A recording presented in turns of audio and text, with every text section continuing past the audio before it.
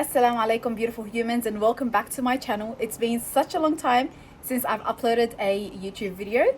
Today I am going to be attempting a viral one ingredient marshmallow recipe. No idea if it's going to work with me or not. Let's find out together. So the recipe says to add 1 packet of chili mix and 1 tablespoon of sugar and then some hot water. Now by the time I added the water, it was no longer hot. It was more on the warm side. But I thought, what difference would it make? Anyway, the jelly did dissolve in it, the sugar did dissolve. So I moved on to whipping. We were meant to whip, I think, for a good 10 minutes to get a firm texture.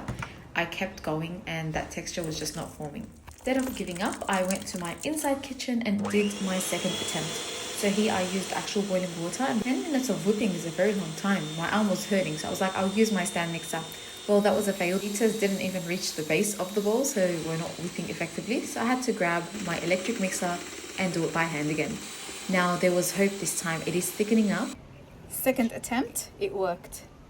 When you flip it upside down like this, it's meant to not move.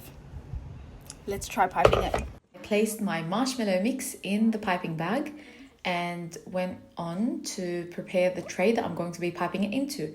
So the idea is that you fill the tray with a whole heap of corn flour, and then you use any round shaped item that you like to press the corn flour in and make holes like this.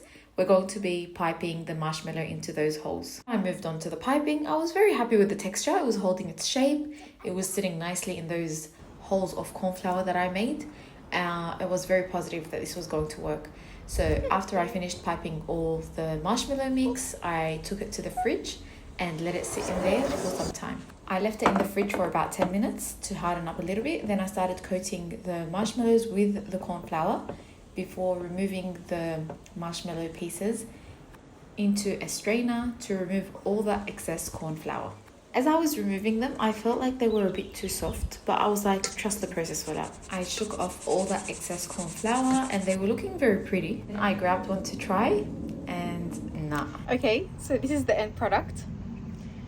Is it marshmallows? Absolutely not. I think I should have left them longer in the fridge. They're still kind of soft and gooey on the inside, firm on the outside, but as soon as you touch them, they fall apart. So it looks like it's holding its shape, but it falls apart.